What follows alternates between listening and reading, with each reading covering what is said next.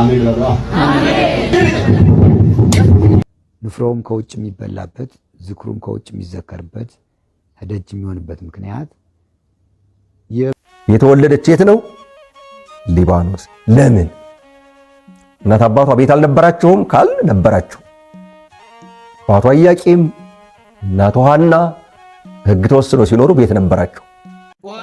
ቆይ አንድ ጊዜ ተስ ወንድሜ ኦርቶዶክስ ነህ? አንቺስ እህቴ ኦርቶዶክስ ነሽ? ኦርቶዶክስ ከሆናችሁ ይሄ ቪዲዮ ለእናንተ ነው። ሰላም ጤና ይስጥልኝ። እንዴት አላችሁ? በመላው ዓለም የምትገኙ ወደ ዮአብ ሚዲያ ተከታታዮች እንግዲህ ዛሬ በአንዳንድ መረጃዎች ወደ እናንተ መጥቻለሁ። በመጀመሪያ እንኳን ለእናታችን ለቅድስት ድንግል ማርያም የልደት በዓል ሁላችንም አደረሳችሁ። ኦርቶዶክሳውያን የድንግል ማርያም ወዳጅ የሆናችሁ በሙሉ ኮሜንት ሴክሽን ላይ ልደትሽ ልደታችን ነው እያላችሁ ጻፉ። ዛሬ የእመቤታችን የልደት ዋዜማ ላይ መታሰቢያ በዓል ግንቦት 1 ልናከብር ዋዜማ ላይ እንገኛለን።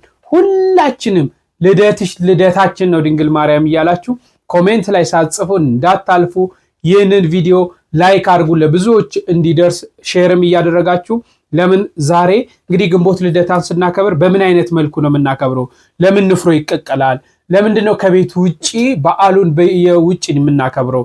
አሁን ደግሞ በጣም እየተለየ መጣና በየጊዜው በግ እየታረደ ዘፈን እየተከፈተ ሌሊቱን ሙሉ እንደዚህ አይነት ነገሮች ወጥቷል። ቤተክርስቲያን በእነዚህ ዙሪያ ምን ትላለች? በዓሉ በምን አይነት መልክ መከበር አለበት የሚለውን እንነጋገራለን። ይሄ ኦርቶዶክሳውያን በሙሉ ልናውቀው ይገባል። ለምን አንዳንዴ ከስርዓት እየወጣን ስለሆነ ማለት ነው። ከስርዓት እየወጣንና እያደስናት እየመጣች ነው። የኛ ቤተክርስቲያን ደግሞ የምትታደስ አይደለችምና ስለዚህ ነገር እንነጋገራለን።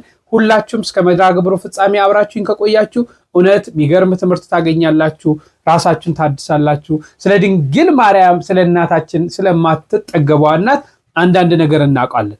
አሁንም እንዳልኳችሁ ድንግል ማርያም ልደትሽ ልደታችን ነው እያላችሁ ጻፉ። እሺ የምንመለከተው አሁን አያይዘን የንፍሮ ሚስጥር ምንድነው? ለምንድነው ንፍሮ የሚቀቀለው? ለምንድነው በዓሉንስ ውጪ የምናከብረው? እናታችን ቅድስት ድንግል ማርያም ለምን ከቤት ወጥታ ተወለደች? ቤተሰቦቿ ቤት የላቸውም ነበር ወይ? ምንድነው የሚለውን ነገር ተከታትለን እንመለስ። የተወለደች የት ነው? ሊባኖስ። ለምን? እናት አባቷ ቤት አልነበራቸውም? ካል ነበራቸው። አባቷ ኢያቄም እናቷ ሐና ሕግ ተወስኖ ሲኖሩ ቤት ነበራቸው። ታዲያ ለምንድነው እመቤታችን ከሁሉ በተለየ ሁኔታ በቤት ውስጥ ሳይሆን ሊባኖስ በሚባል ተራራ የተወለደችበት ምክንያት ምንድነው? ከተጸነሰችበት ሰዓት ጀምሮ ታምር ታደርግ ነበር። አይሁድ ብዙ ጊዜ ምቀኞች ናቸው። ብዙ ጊዜ አይደለም፣ ሁሉ ጊዜ ምቀኞች ናቸው። በጣም ምቀኞች። ስትጸነስ አይነ ስውር እንዲበር አድርጋለች። ወይም አንድ አይና ሴት ነበረች። የዚያች አይን የሐናን ማህፀን ዳሳ አይኗን ብታሸው አይኗ ብርሃን ሆኖላታል። የሞተ ሰው ማስነስታለች። ማን? እመቤታችን ስትጸነስ። ከዚህ በኋላ አይሁድ ቀድሞ ከነዚህ ወገን የሚሆኑ ዳዊትና ሶሎሞን 40 ዘመን እንደ ሰም አቅልጠው እንደ ገል ቀጥቅጠው ገዙን። ደግሞ ዛሬ ከነዚህ የሚወለደው ምክንያቱም ሴት ትወለድ ወንድ ይወለድ አላወቁ። ከነዚህ የሚወለደው እንደምን ያደርገን ይሆን ብለው በሐናና በኢያቄም በጠላትነት ተነሱባቸው። እንግዲህ ዳዊትም ሶሎሞንም ሁለቱም 40 ዘመን ነው የገዙ። የመጽሐፍ ቅዱስ የተመዘገበ ነው። አባትና ልጅ ናቸው። በጣም በሚገርም ሁኔታ ለምንድን ነው በምቀኝነት የተነሱባቸው ከተባለ ቅድም ያልኩት ቃል። ስለዚህ በሐና ላይ በጠላትነት ተነሱ፣ በኢያቄም ላይ በጠላትነት ተነሱ። የእግዚአብሔር መልአክ መጥቶ ኢያቄምን ሐናን ወደ አድባረ ሊባኖስ ወሰዳት አለው። ተጸንሳለች። ልትወለድ ስትል ተጸንሳለች። ግን ልትወለድ ስትል ከዛ ወሰዳት አለው። ከዛ በኋላ አድባረ ሊባኖስ ይዟት ሄደ። በሊባኖስ ተራራ እመቤታችን ግንቦት 1 ቀን ተወለደች። ይህን ትንቢት ግን አስቀድሞ ማን ተናግሮታል? ሶሎሞን። ምን ብሎ? ሙሽሪት ሆይ ከሊባኖስ ነይ ብሎ ማለት ነው። አዎ እግዚአብሔር ለእያንዳንዱ ምክንያት አለው፣ ጥበቡ አይመረመርም። ከዚህ የተነሳ የሐና መውለድ ሲሰማ በሀገራቸው በእስራኤል ባህል የእስራኤል ባህልና የኢትዮጵያን ባህል በባህል ብዙ ጊዜ የሚያዝ ነገር አለ። አንዲት ሴት ስትወልድ በዳቦ በንፍሮ ትጠየቃለች።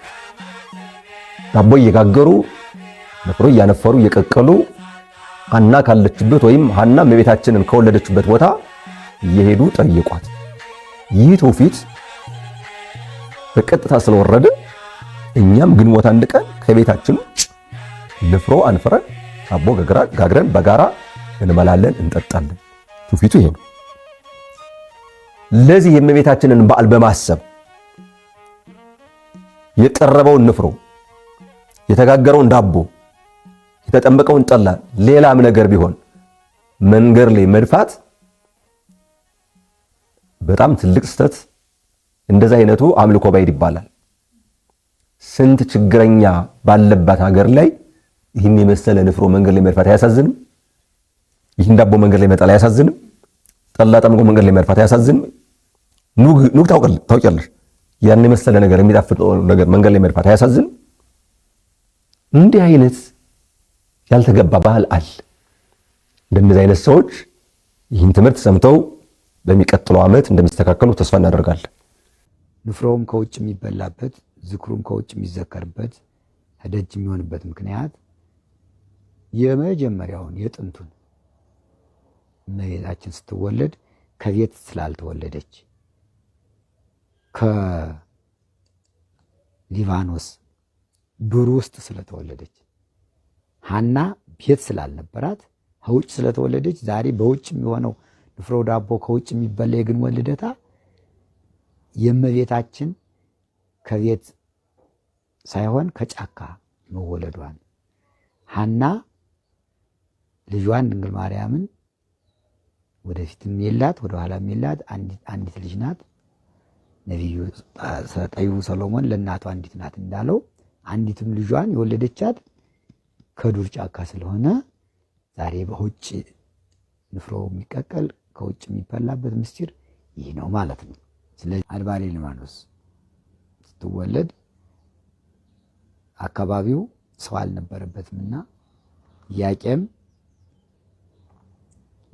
ሐና ስትወልድ ለአራስነቷ ወደ መንደር ሄዶ ስመ እግዚአብሔር ጠርቶ ያመጣው የተቀበለው ሰዎች የተዘከሩት ሰዎች የሰጡት ንፍሮና ዳቦ ቆሎ ነበረ። መቼም የእግዚአብሔርን ስም ሰው ከጠራ ሰው አይጨክንም፣ ይሰጣል፣ ያለውን ይሰጣል። ዳቦ ያለው ዳቦ፣ ንፍሮ ያለው ንፍሮ፣ ቆሎ ያለው ቆሎ። ያንን የተዘከሩትን ለምኑ ያገኘውን አምጥቶ ለሐና ቀረበላትና ሐና ወዲያውኑ ድንግል ማርያም እንደወለደች የቀመሰችው ንፍሮ ነበረ፣ ዳቦ ነበር እንጂ ወተት አልተገኘም ነበር። ሰው ከቤቱ ከወጣ ከሀገሩ ከተሰደደ አያገኝምና በስደቱና ስለወለደቻት የቀመሰችው ይሄ ነበርና ዛሬ በኢትዮጵያ የግንቦት ልደታ ንፍሮ ይቀቀላል፣ ዳቦ ይጋገራል፣ በብዛት ማለት ነው እንጂ ሌላውም አለ። ግን ንፍሮ ቅድሚያ የሚቀቀል ንፍሮ ነው።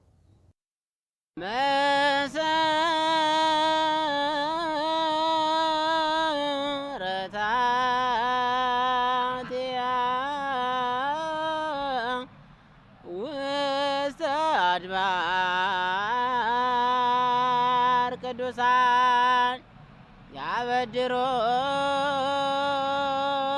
እግዚአብሔር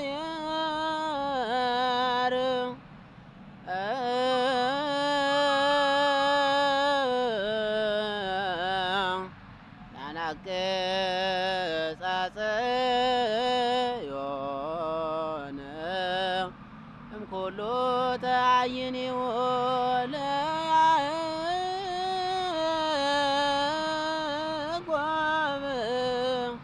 እሺ ዝማሬውን ላቀረቡልን እግዚአብሔር አምላክ ቃለ ሕይወትን ያሰማልን። የአገልግሎት ዘመናቸውን ይባርክ። እኛንም አብረን ለዘመርን ዝማሬ መላእክት ያሰማን። ለመምህሮቻችን እግዚአብሔር አምላክ ቃለ ሕይወትን ያሰማን። ረጅም ዕድሜ ከጤና ጋር ያድልልን። በስፋት ገልጠውታል። ለምን ውጭ እንደሚከበር ከቤቷ ተነስታ ለምን ወደ ሌላ እንደሄደች፣ ሌላ ቦታ ለምን እንደተወለደች፣ ከቤተሰቦቿ ቤት ለምን እንዳልተወለደች የሚለውን በስፋት ገልጠውልናል። እግዚአብሔር አምላክ ቃለ ሕይወትን ያሰማልን። አንድ ወንድም ደግሞ በትረካ መልክ አድርጎ ጥሩ አድርጎ የሁለቱን አባቶች ትምህርት የሌሎችንም የቤተክርስቲያናችንን ትምህርት በስፋት ያስቀምጣልና እጅግ የሚያስደስት ነገር ስለሆነ እሱን ተመልክተን እንመለስና እንዴት ማክበር እንዳለብን ደግሞ እንነጋገራለን። ግንቦት ልደታ ከቤት ውጪ ከደጅ ስለምን ይከበራል? ንፍሮና ቆሎስ ስለምን ይበላል? የሚለውን እናያለን። አስቀድመን የእመቤታችንን ትውልድ ምን እንደሚመስል እንመለከታለን። ሚጥርቃና ቴክታ የሚባሉ በቅድስና የሚኖሩ ነገር ግን መካን የነበሩ ባልና ሚስት በኢየሩሳሌም በአንድነት ተጋብተው ይኖሩ ነበር። ልጅ ስለሌላቸው ያዝኑ ነበር። ከዕለታት በአንድ ቀን ሚስቱ ትላንትና ማታ በልሜ ነጭ ጥጃ ከማኅፀኔ ስትወጣ ያቺም ነጭ ጥጃ ሌላ ነጭ ጥጃ ስትወልድ እንዲሁ እስከ 7 ትውልድ ሲዋለድ ሰባተኛይቱ ጨረቃን ስትወልድ ጨረቃዋም ፀሐይን ስትወልድ አየሁ አለችው። እርሱም በጠዋት ከሕልም ፈቺ ዘንድ ሄዶ የነገረችውን ሁሉ ነገረው። ያም ሕልም ፈቺ እግዚአብሔር በምሕረቱ አይቷችኋል፣ በሳሉ መግቧችኋል፣ 7 አንስት ልጆች መውለዳችሁ 7 ሴት ልጆችና የልጅ ልጆች ትወልዳላችሁ። ከቤታችሁ ሰባተኛይቱ ጨረቃ መወለዷ ከሰው የበለጠች ከመላእክትም የከበረች ደግ ፍጥረት ትወልዳላችሁ። የፀሐይ ነገር ግን አልታወቀኝም አለው። እንደ ነቢይ እንደ ንጉሥ ያለ ይሆናል አላቸው። እነርሱም ጊዜ ተርጉመው ብለው ሄዱ። ከዚህ በኋላ ልጅ ወለዱ። ስሟንም የሳልኩትን አገኘው የተመኘሁትን አገኘው ሲሉ ኤሄሜን አሏት። ኤሄሜን ዴርዴን ቶናን ሲካርን፣ ሲካር ሄርሜላን፣ ሄርሜላ ቅድስት ሐናን ወለደች። ሐና ለአካለ መጠን ስትደርስ ከቤተ ይሁዳ ለተወለደ ኢያቄም ለሚባል ደግ ሰው አጋቧት። እነዚህ ቅዱሳን ኢያቄምና ሐና በአንድነት ተጋብተው ሲኖሩ ልጅ አጡ። ከዕለታት አንድ ቀን ወደ ቤተ እግዚአብሔር ሄደው ጸልዩ ሲያዝኑ አሉ። ሐዘናቸው እንዴትስ ነው ቢሉ ኢያቄም አቤቱ ጌታዬ የአባቶች የእስራኤል አምላክ እኔ ባሪያህን እለምንሃለሁ፣ አትጣለኝ፣ አትናቀኝ፣ ጸሎቴን ስማኝ፣ ፈቃዴን ፈጽምልኝ፣ ለዓይኔ ማረፊያ ለልቤ ተስፋ የሚሆን የተባረከ ወንድ ልጅ ስጠኝ ብሎ ሲለምኑ አለ። ሐናም በበኩሏ አቤቱ ጌታዬ የአባቶች የእስራኤል አምላክ እኔ ባሪያህ እለምንሃለሁ፣ ስማኝ፣ ለዓይኔ ማረፊያ ለልቤ ተስፋ የምትሆነኝ የተባረከች ሴት ልጅ የማኅፀኔን ፍሬ ስጠኝ ብላ ስትለምኑ አለች። እንዲህ ብለው ሲያዝኑ ሲጸልዩ ውለው ከዘካርያስ ከሊቀ ካህናቱ ሄደው አቤቱ ጌታችን ሆይ ወንድ ልጅ ብንወልድ ተምሮ ቤተ እግዚአብሔርን አገልግሎ እንዲኖር እንሰጣለን፣ ሴት ልጅም ብንወልድ ማይቀርታ መሶበ ወርቅ ሰፍታ መጋረጃ ፈትላ ካህናትን አገልግላ እንድትኖር እንሰጣለን ብለው ስለተገቡ ካህኑ ዘካርያስም እግዚአብሔር ጸሎታችሁን ይስማላችሁ፣ ስለታችሁን ይቀበልላችሁ፣ ፀሐይ ቀልቡናችሁን ይፈጽምላችሁ ብሎ አሳረገላቸው። ከዚያም በኋላ ቅድስት ሐናና ቅዱስ ኢያቄም ዕለቱን ራእይ አይተው ነገር አግኝተው አደሩ። ራእዩም እንዴት ነው ቢሉ ኢያቄም 7ቱ ሰማያት እንደ መጋረጃ ተገልጠው ከላይኛው ሰማይ ነጭ ወፍ ወርዶ በራሴ ላይ ሲቀመጥ አየሁ አላት። ወፍ የተባለው ጌታችን መድኃኒታችን ኢየሱስ ክርስቶስ ነው። ነጭነቱ ንጹሕ ባህሪው ነው። ከላይኛው ሰማይ ነጭ ወፍ ወርዶ በራሴ ላይ ሲቀመጥ አየሁ ማለቱ የኢያቄምን ባህሪያ እንዳደረገው ዕውቅ ነው። 7ቱ ሰማያት የተባሉ የጌታችን ልዩ ልዩ ባህሪው፣ ምልአቱ፣ ስፋቱ፣ ርቀቱ፣ ልዕልናው፣ እበዩ፣ መንግስቱ ናቸው።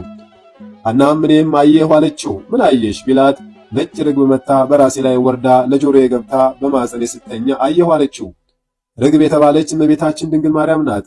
ነጭነቷ፣ ንጽሕናዋ፣ ቅድስናዋ፣ ድንግልናዋ ነው። ነጭ ርግብ መታ በራሴ ላይ ተቀምጣ ከራሴ ወርዳ በጆሮዬ ገብታ በማኅፀኔ ስተኛ አየሁ ማለቷ ብስራተ ገብርኤልን በጆሮዋ ሰምታ እመቤታችን ቅድስት ድንግል ማርያም ጌታችንን መጸነሷን ይህንኑ ራእይ ለማጣየቅ ነው። ይህንን ራእይ ያዩትም ሐምሌ 30 ዕለት ነው።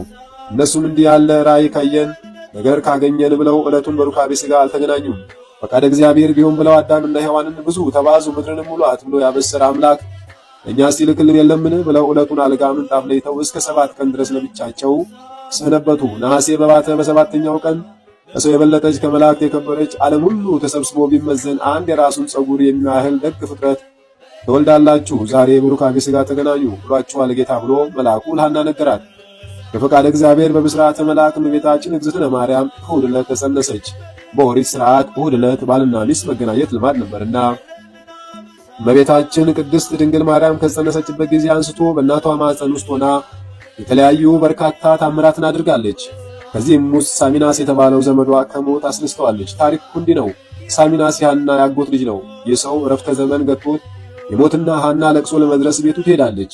በዛም ዘመዶቿ ሰብስበው ሲያለቅሱ አይታ ከነሱ ጋር በመሆን አስክሬኑ ያለበትን አልጋ እየዞረች ታዝን ጀመር። በዚህ ጊዜ በአስክሬኑ ላይ የሐና ጥላ ያርፍና የሞተው በድን አፈፍ ብሎ ይነሳል። ተነስቶም ማርያም ሆይ ያ ሙሽራ የወልድ እናቱ የመንፈስ ቅዱስ ማደሪያው ምስጋና ይድረስሽ ብሎ አመሰገነ። አይሁድም የሚሆነውን አይተው የተናገረውን ሰምተው ሳሚናስን ምን አይተ ምን ትላለ? ማንስ አስነሳህ አሉት። እሱም ከዚች ከሐና ማኅፀን የምትወጣው ሕፃን ሰማይ ምድርን የፈጠረ አምላክን ትወልዳለች፣ እሱንም መላእክት ሲያመሰግኑት ሰማው፣ እኔንም ያስነሳችኝ እርሷ ናት በማለት መስክሮ አረፈ። አይሁድም ቂም ያዙ። በሌላ ቀን ደግሞ የሐና ጎረቤት የነበረች አይነ ስውር ሴት የሐናን ማርገዝ ሰምታ በመደሰት እንኳን ደስ አለሽ ብላ ማኅፀኗን ዳብሳ አይኗን ብትነካው በረጅም ዘመናት ማየት ተስኗቸው የነበሩት አይኖቿ አበሩላት። እሷም በጣም ተደሰተች። ተአምሩንም ለሰው ሁሉ ነገረች። በመጀመሪያው ተአምር ቂም ይዘው የነበሩት አይሁድ የምቀኝነታቸውና የቅናታቸው ጽዋ ስለሞላ በሐና ላይ ተነሱባት። በማኅፀኗም የያዘችው ወንድ መስሏቸው በማኅፀን ሆኖ እንዲህ ተአምር የሠራ ቢወለድማ ቀጥቅጦ ልግዛችሁ ይለናል ብለው ከቤቷ አፈናቀሏት። እሷም ከባለቤቷ ከኢያቄም ጋር በመሆን ወደ ሊባኖስ ተራራ ሄደች። በዛም ሆና እመቤታችንን በግንቦት ወር በመጀመሪያዋ ቀን ወለደቻት። ሰሎሞንም የእመቤታችንን መወለጃ ስፍራ ከዘመናት አስቀድሞ ተናግሮ የነበረው መኃልየ ዘሰሎሞን ምዕራፍ 4 ላይ ሙሽራዬ ሆይ ከሊባኖስ ከኔ ጋር ነይ የሚለው ትንቢታዊ ቃል ተፈጸመ። አገራችን በኢትዮጵያ ደግሞ ለየት ባለ መልኩ ሃይማኖታዊ ይዘቱን ሳይለቅ ባህላዊ ገጽታውን ተላብሶ በቤተ ክርስቲያናችን ውስጥ እና በመላው ሕዝበ ክርስቲያን ቤት በደማቅ ሁኔታ የግንቦት ልደታ በዓል ይከበራል።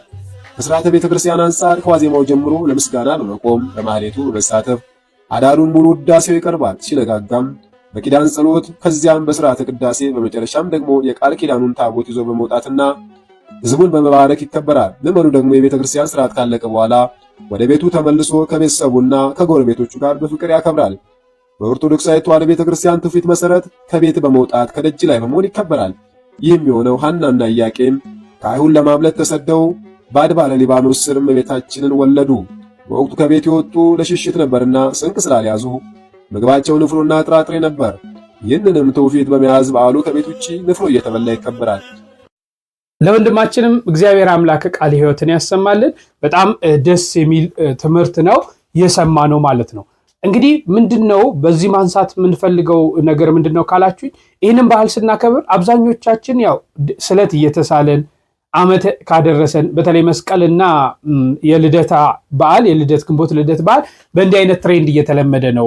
በተለይ በከተማውም በክፍለ ሀገሩም ለዓመቱ ካደረሰኝ እንዲከውንክ እያልን በአንድ አካባቢ የሚገኙ አካላቶች ይሰባሰቡና ስለት በመሳል ቢራውን፣ መጠጡን፣ ምግቡን፣ በጉን የተለያዩ ነገሮችን በማምጣት ያከብሩታል። ይሄ ይበል ደስ የሚያሰኝ ነገር ነው።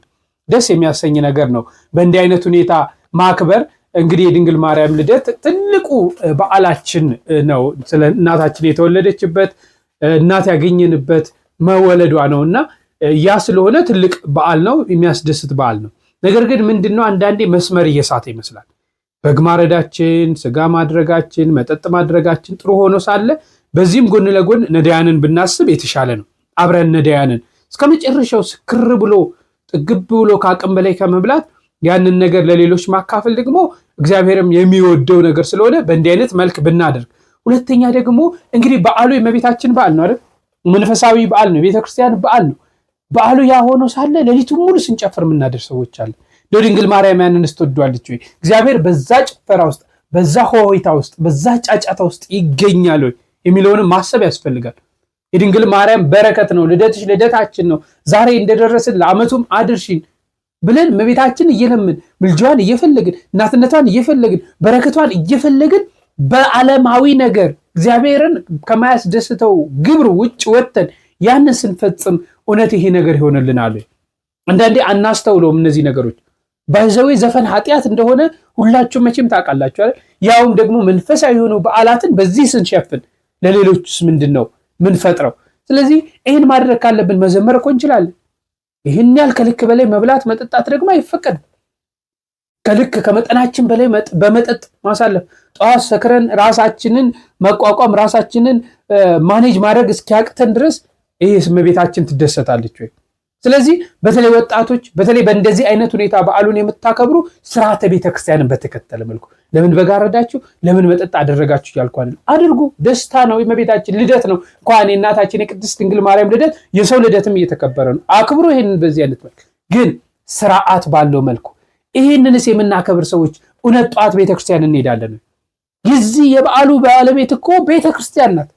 ከምንም በፊት ቤታችን ከማክበራችን በፊት ሰው ጓግቶ ቤት ማታ የሚደረገውን ሴሬሞኒ ይጠብቃል። ቤተክርስቲያንስ መሄድ ባንችል እንኳን ሄደን እንሳለን ማለት የድንግል ማርያም ጽላት ታቦት ወጥቶ የሚከብርበት ክርስቶስ የሚነክስበት ቦታ ሲሆን አስቀድሰን ሲሆን ዕለቱን በስጋ ወደሙ ተቀብለን ማሳለፍ ነው ያለብን። ይሄ ነው እግዚአብሔርን የሚያስደስተው የኛ መመለስ ስለሆነ ማለት ነው። ስለዚህ እነዚህ አይነት በዓላቶችን ስናከብር የቤተክርስቲያንን ስርዓት በጠበቀ መልኩ ለሌሎች እንቅፋት በማይሆን መልኩ ማክበር ነው ያለብን። በዓሉን ስናከብር መንፈሳዊ ስነ ስርዓትና መንፈሳዊ ስነ ስርዓት ስትበሉ ጸሎት እያደረጋችሁ በመካከል እግዚአብሔርን እያመሰገናችሁ ስብዓት እያላችሁ ዝማሬ እየዘመራችሁ የድንግል ማርያም በዓል አክብሩ። ይህን ያህል እስከ ሌሊት 6 ሰዓት 7 ሰዓት 8 ሰዓት ደግሞ መቆየትም ይሄ በቤተክርስቲያን አይፈቀድም። በስርዓት መልኩ በዓሉን አክብረን ከበዓሉ በረከት እንድናገኝ ለዓመቱ እንድንደርስ ድንግል ማርያም በምልጃዋ እንድትደርሰን እግዚአብሔር በሚወደውና በሚፈቅደው መልኩ ነው በዓልን ማክበር ያለብን። ይህንን ከልባችሁ አስገቡ። ለምን በዓሉ ውጭ እንደሚከበር ለምን ንፍሮ እንደሚቀቀል እነዚህ ነገሮች በደንብ ሰምታችኋል። ለሌሎችም ደግሞ በደንብ አዳርሱ።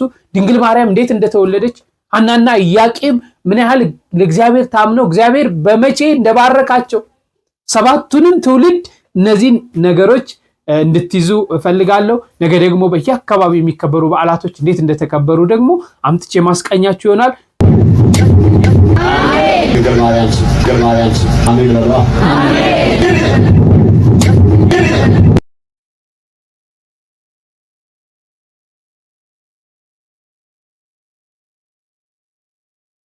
እውነት ለመናገር ይህንን ቪዲዮ መስራት አልፈለኩም ነበር።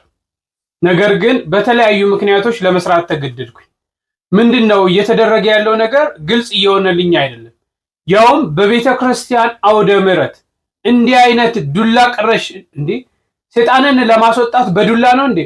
ሌሎቹ ቤት የምንጠላውን በካራቴ ሰይጣን አስወጣን የሚሉትን ምን ተናነሰ? ይሄ ቤተክርስቲያናችን ውስጥ የሚደረገው ነገር አረ እናስተውል።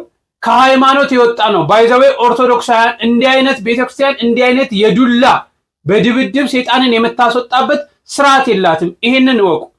ከነገር ሃይማኖት ጋር ከምንም ነገር ጋር የማይገናኝ ስርዓት እንደሆነ ወቁ።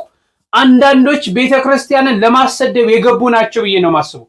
በዚህ ፕሮቴስታንቱ ሌላው ሃይማኖት በጣም እየተደሰተና ኦርቶዶክስ ማለት ይዋት እንዲህ ነው እያሉ፣ ነገር ግን ይህ የኢትዮጵያ ኦርቶዶክስ ተዋሕዶ ቤተክርስቲያንን ስርዓት እንደማይወክል ሁላችሁም እወቁ። አንዳንድ የደብረ አለቆች ደግሞ ምናልባት ምእመናንን ወደዛ ቤተክርስቲያን ለመሳብ እያላችሁ አጥማቂያንን የሚሉትን የምትጋብዙ ሰዎችም ተው። እንዲህ አይነት ስርዓት የላትም ቤተክርስቲያን። በአጥማቂያን በምን የምትመራ አይደለችም። መዳን የፈለገ እኮ እግዚአብሔር ሁልጊዜም አዳኝ ነው። በየትኛውም ቦታ ጸበል ሄዳችሁ ብትጠመቁ ትድናላችሁ። እገሌ የሚባል አጥማቂ ስላጠመቃችሁ አይደለም። ዋናው እምነታችን ነው። አንዳንዴ አጥማቂያን የምትባሉ አካላቶች ደግሞ ከስርዓት እየወጣችሁ ዱላ ቀረሽ ድብድብ። እንዴት ነው ይሄስ? እንደው ከየትኛውስ ነው የተማራችሁት? ከየትኛውስ መጽሐፍ ነው እንደዚህ አይነት ያነበባችሁት? የትኛውስ ኃይል ነው በዚህ አይነት መልክ ዲያብሎስን ሰይጣንን አስወጣው የሚል? እባካችሁ ቤተክርስቲያንን አታሰድቡ። ምናልባት ይሄ ሰው ግን ቤተክርስቲያንን ለማሰደብ ሆነ ብሎ የገባ አካል እንዳይሆንም የሚል ስጋት አለኝ። ነገር ግን እንዲህ አይነት ስርዓትም እንዲህ አይነት ህግም ቤተክርስቲያን በእንዲህ አይነት መልክም የትም አታስተምርምና ይሄንን እወቁ። ለብዙዎች እንዲደርስ ኮፒ ሊንክና ሼር አድርጉት። ስለምታደርጉልኝ ድጋፍ፣ ስለምትሰጡኝ ማበረታታት ሁሉ ከልብ እያመሰገንኩ በሌላ መርሃ ግብር እስክንገናኝ ቸርን ሰንብት።